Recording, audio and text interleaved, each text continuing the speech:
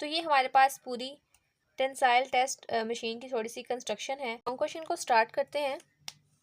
Point B को yield point कहा था, पॉइंट सी यूटीएस को रिप्रेजेंट करता है। प्रेस अप्लाई करते हैं और वो फौरी टूट जाता है, वो अब डिफॉर्म नहीं होता, वो अगले प्रोसेस में जाता नहीं है।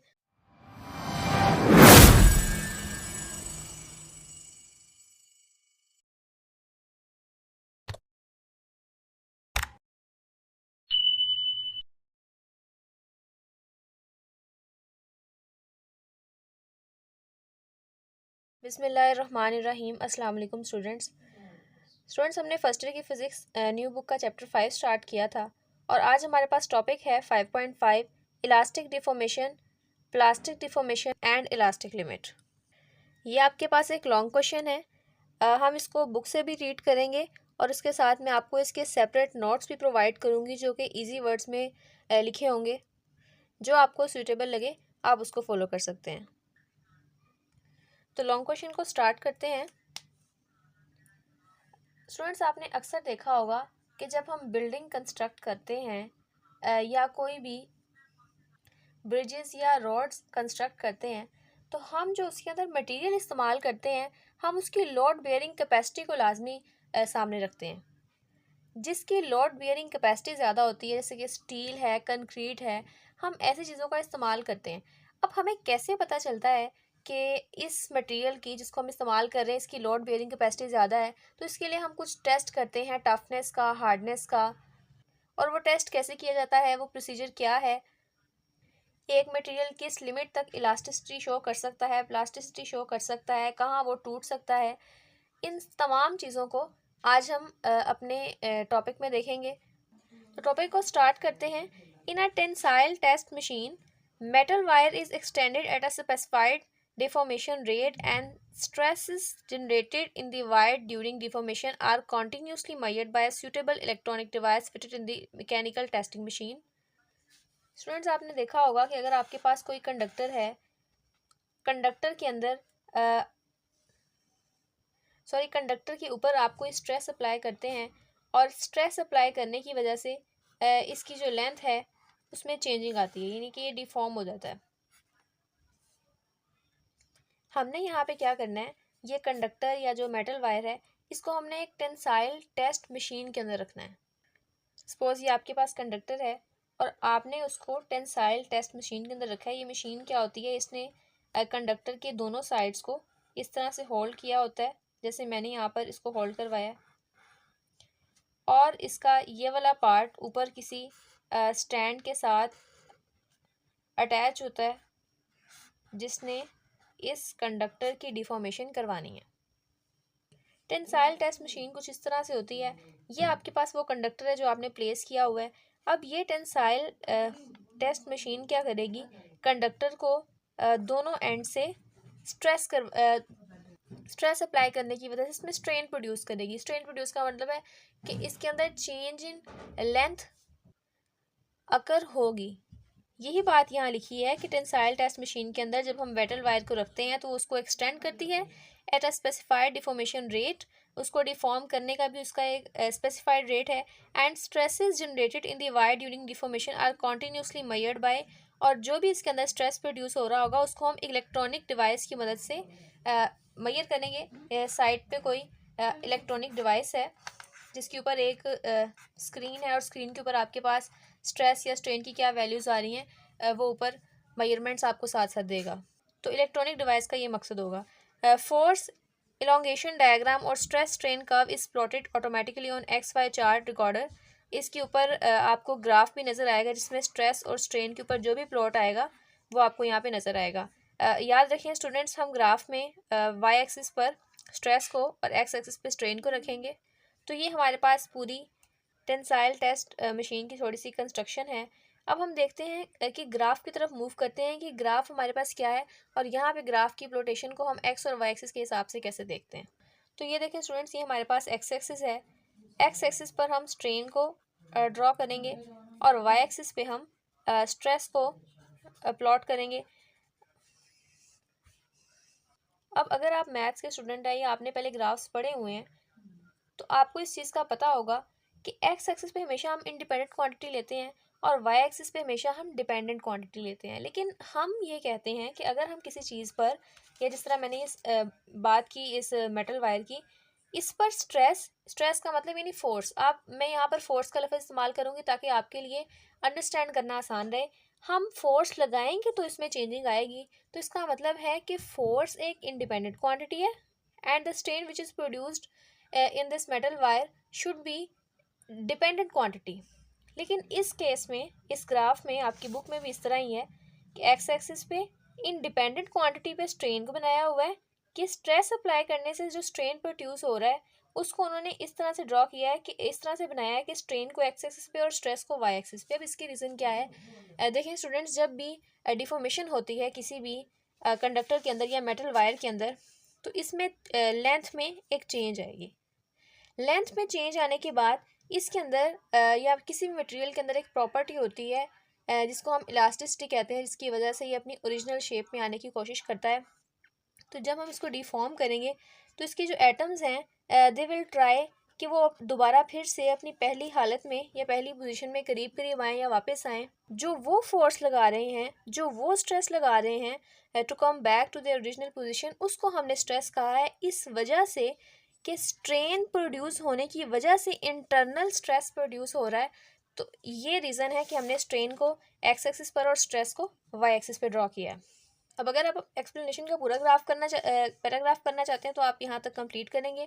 लेकिन अगर कोई एवरेज स्टूडेंट है, ये जो समझता है कि ये मेरे लिए प्रॉब्लम क्रिएट कर सकता है, तो वो इतना सा पैराग्राफ भी कर सकता है।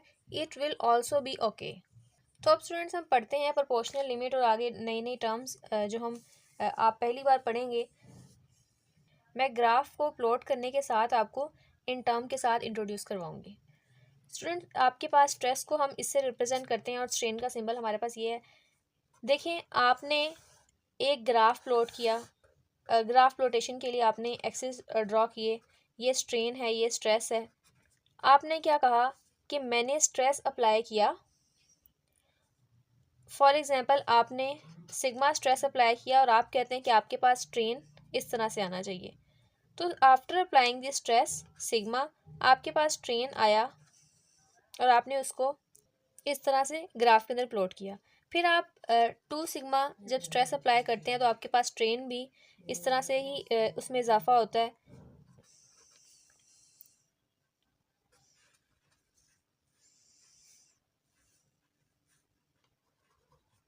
जब आप स्ट्रेस को 3 गुना करते हैं तो आपके पास जो स्ट्रेन है वो भी 3 गुना हो जाता है, इस तरह से। तो अगर आप एक लाइन ड्रॉ करें तो आप देखते हैं कि ओरिजिन से जब कोई भी स्ट्रेस या स्ट्रेन नहीं था, उस वक़्त आपके पास ग्राफ का पॉइंट इधर था। आपने जब स्ट्रेट लाइन ड्रॉ की तो आपके पास कुछ इस तरह से आई। लेकिन फिर अचानक से क्या होता है, आप कहते हैं मैंने सिग्मा स्ट्रेस अप्लाई किया, स्ट्रेन हमारे पास उसी मैनर में इंक्रीज़ हुआ। फिर मैंने डबल किया तो स्ट्रेन भी डबल हुआ। जब मैंने स्ट्रेस को ट्रिपल किया तो स्ट्रेन भी ट्रिपल हुआ। लेकिन एक ऐसा टाइम आता है कि आप स्ट्रेस को जब 4 टाइम्स करते हैं तो स्ट्रेन को उसी ऑर्डर में चेंज होना चाहिए, लेकिन ये उस ऑर्डर में चेंज नहीं होता, बल्कि स्ट्रेन हमारे पास 5 टाइम्स हो जाता है ओरिजिनल वैल्यू के। ये जो हमारे पास बिहेवियर हम ग्राफ के अंदर देखते हैं, या हम कहते हैं हमारे पास ये पॉइंट ओ है, ये पॉइंट ए है, from point O to A it is okay. और हमारे पास जो ग्राफ मिलता है वो बिल्कुल स्ट्रेट लाइन है। स्ट्रेट लाइन ग्राफ का मतलब ये है कि stress and strain are directly proportional to each other, जिसको हम हुक्स लॉ भी कहते हैं। इसको भी हम आगे देखते हैं। अभी आपने पढ़ा है कि जब भी स्ट्रेस और स्ट्रेन में आपके पास कर्व एक बिल्कुल स्ट्रेट कर्व आ रही हो तो इसका मतलब है कि they are directly proportional to each other and they follow the Hooke's law. लेकिन जब आप एक नेक्स्ट पॉइंट पे पहुंचते हैं, आपने स्ट्रेस को 4 टाइम्स किया, लेकिन आपके पास जो स्ट्रेन है वो 5 टाइम्स हो गया। तो इसका मतलब है कि आपके पास जो नेक्स्ट पॉइंट आएगा वो कुछ यहाँ करके होगा। यानी कि अब आपके पास जो स्ट्रेट लाइन आनी थी वो स्ट्रेट लाइन नहीं आएगी, बल्कि उस लाइन को थोड़ा सा कर्व होना पड़ेगा, जिसको हमने पॉइंट बी कहा है। अब स्टूडेंट्स, जो पॉइंट ओ से ए तक का जो हमारे पास जर्नी है उसको हम कहते हैं proportional limit. In initial stage of deformation stress is increased. हम स्ट्रेस को जैसे इंक्रीज करते हैं लीनियरली विद स्ट्रेन, स्ट्रेस भी स्ट्रेन के साथ लीनियरली बिल्कुल इंक्रीज हो रहा है। यहाँ पर आप देख सकते हैं कि 3 टाइम्स स्ट्रेस तक 3 टाइम्स स्ट्रेन था और हमारे पास 0 to A बड़ी अच्छी कर्व मिली हमें। इसके बाद फिर वो क्या कहते हैं, till we reach at point A, उसके बाद it is defined as greatest stress that a material can bear without losing straight line proportionality. इसने स्ट्रेट लाइन प्रोपोर्शनैलिटी कहाँ पे लॉस की, जब ये पॉइंट A से पॉइंट B तक गया। आप देख रहे हैं पॉइंट A तक, O से लेकर A तक प्रोपोर्शनैलिटी में या स्ट्रेट लाइन में डिस्टर्बेंस नहीं आ रही, तो हम कहेंगे वो मैक्सिमम या ग्रेटेस्ट स्ट्रेस जो मटेरियल बियर कर सकता है without losing straight line proportionality. Straight line proportionality को लॉस ने A के बाद किया, तो उस पॉइंट को या उस पोर्शन को हम क्या कहते हैं, ये हमारे पास प्रोपोर्शनल लिमिट का पोर्शन है। और ये हम किसके दरमियान ग्राफ प्लॉट कर रहे हैं, स्ट्रेस एंड स्ट्रेन के दरमियान। होपफुली स्टूडेंट्स आपको ये क्लियर होगा। जैसे मैंने वहाँ पर आपको एक्सप्लेन किया, आप चाहें तो आप पेपर में भी वैसे कर सकते हैं, वरना A तक आप बिल्कुल स्ट्रेट लाइन ड्रॉ करेंगे और उसके बाद फिर थोड़ी सी वेरिएशन आएगी जब आप पॉइंट B की तरफ मूव करेंगे। तो नेक्स्ट देखते हैं पॉइंट A से B हमारे पास क्या है, और O से A जो हमारे पास स्ट्रेट कर्व आई है, जो हमने हुक्स लॉ कहा था, हुक्स लॉ क्या है। हुक्स लॉ आपके पास क्या है, strain is directly proportional to stress, यही आपके पास हुक्स लॉ है। और ये आपने देखा कि from the region in the region O to A Hooke's law is obeyed in the region O to A। लेकिन जब हम A से B गए, दिस लाइन जो है ये हमारे पास बिल्कुल स्ट्रेट जो होनी चाहिए थी, उसकी बजाय हम वेरिएशन देख रहे हैं और ये टेढ़ी हो जाती है। हम कहते हैं not obeyed in the region A to B या उससे आगे के रीजन में हुक्स लॉ ओबे नहीं किया जाता, ये सिर्फ और सिर्फ OA के रीजन में किया जाता है। अब हम पढ़ते हैं कि A का B से जो रीजन है वो हमारे पास रीजन क्या कहता है, if load is removed at any point between 0 to B O to B। जब हम अपना जर्नी O पॉइंट से स्टार्ट करते हैं, A तक पहुंचते हैं, फिर B तक जाते हैं, तो O से B वो पूरे की बात कर रहा है कि जब हम स्ट्रेस को रिमूव कर देते हैं तो पॉइंट जो हमारे पास मेटल वायर है, कंडक्टर है, जो भी चीज़ हमने ली जिसके अंदर हम डिफॉर्मेशन की बात कर रहे हैं, वो अपनी ओरिजिनल पोजीशन को, ओरिजिनल स्टेट को रिगेन कर लेता है। यही बात यहाँ लिखी है, if load is removed at any point between O to B curve will be retraced and material will return to its original state and said to be elastic. इसको हम इलास्टिक कहते हैं। इलास्टिसिटी भी हमारे पास यही है कि कोई भी मटेरियल अपनी पहली हालत में वापस आ जाए, पहली पोजीशन को रीगेन कर ले after applying the stress. And said to be elastic, इसको हम इलास्टिक कहेंगे। पॉइंट बी को हम कहते हैं ये हमारे पास यील्ड पॉइंट है, और value of stress at B is known as elastic limit, जो हमारे पास यहाँ पर हेडिंग दी हुई है। तो इलास्टिक लिमिट बी पर जितना हमें स्ट्रेस अप्लाई करना पड़ेगा उसको हम इलास्टिक लिमिट कहेंगे, और बी हमारे पास यील्ड पॉइंट है। इसके बाद हमारे पास टॉपिक है प्लास्टिक डिफॉर्मेशन। अब स्टूडेंट्स प्लास्टिक डिफॉर्मेशन क्या है। स्टूडेंट्स आपने अक्सर देखा होगा हमारे पास कोई रबर बैंड हो, तो हम रबर बैंड को जैसे स्ट्रेस उस पर अप्लाई करते हैं, उस पर फोर्स अप्लाई करते हैं, तो वो थोड़ा सा डिफॉर्म हो जाता है, और इलास्टिसिटी की वजह से वो दोबारा अपनी पोजीशन में वापस आ सकता है। वो लिमिट जिसके अंदर वो वापस आ सकता है उसको हम कहते हैं इलास्टिक लिमिट। लेकिन बाज़ औक़ात कुछ रबर बैंड या ऐसी चीज़ें जिसके अंदर इलास्टिसिटी प्रेजेंट भी है, आफ्टर अप्लाइंग द स्ट्रेस वो एक ख़ास लिमिट तक तो वापस आ सकते हैं, लेकिन जब उससे ज़्यादा स्ट्रेस अप्लाई किया जाता है तो वो वापस नहीं आते, बल्कि स्ट्रेस अप्लाई करने से जितनी उसकी लेंथ में इंक्रीज़ हुआ होता है वो वैसे ही परमानेंटली चेंज हो जाती है। If stress is increase beyond elastic limit material, चीज़ की इलास्टिक लिमिट से आप ज़्यादा स्ट्रेस अप्लाई कर रहे हैं, ज़रूरत से ज़्यादा फोर्स लगा रहे हैं, इट बिकम परमानेंटली चेंज, तो ये मुकम्मल तौर पर तब्दील हो जाएगा। And do not come back to its original shape, अपने पहले वाली हालत में वापस नहीं आएगा। आफ्टर स्ट्रेस इज़ रिमूव, चाहे हम बाद में स्ट्रेस रिमूव कर भी दें उसकी वैसे ही उसकी शक्ल रहेगी, वो दोबारा फिर से वापस नहीं आएगा। इस हमारे पास बिहेवियर को हम प्लास्टिसिटी कहते हैं। Region of the curve from B to C, ये हमारे पास प्लास्टिक डिफॉर्मेशन या प्लास्टिसिटी का रीजन है। यानी आप इसको मज़ीद ड्रॉ करें तो ये आपके पास कुछ इस तरह से आती है। तो ये जो पॉइंट सी है, ये बी से सी तक का जो रीजन है, इसको हम कहेंगे ये प्लास्टिसिटी या प्लास्टिक डिफॉर्मेशन का रीजन है। तो जिस तरह हमने पॉइंट बी को यील्ड पॉइंट कहा था, पॉइंट सी यूटीएस को रिप्रेजेंट करता है, यूटीएस अल्टीमेट टेंसाइल स्ट्रेंथ, जिसके बाद मटेरियल अपनी पहली प्रॉपर्टी को या पहली हालत को, पहली लेंथ को रीगेन नहीं कर पाता। या आपको सेपरेट यूटीएस की भी डेफिनेशन पूछ सकते हैं। आप पहले लिखेंगे कि यूटीएस का मतलब है, या UTS is abbreviated as ultimate tensile strength and it is defined as, इसको आप कैसे डिफाइन करेंगे,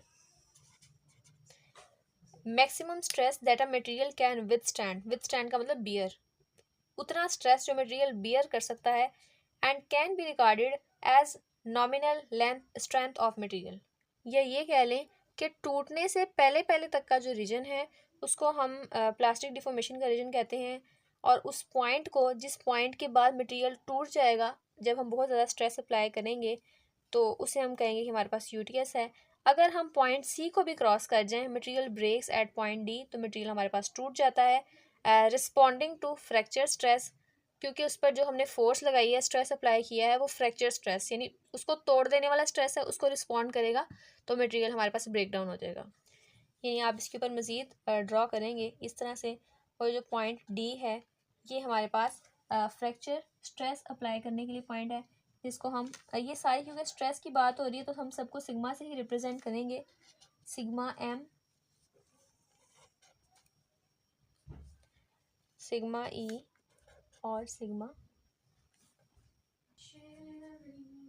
तो ये स्टूडेंट्स पूरा ग्राफ है जो मैंने आपको स्ट्रेस और स्ट्रेन कर्व को एक्सप्लेन किया।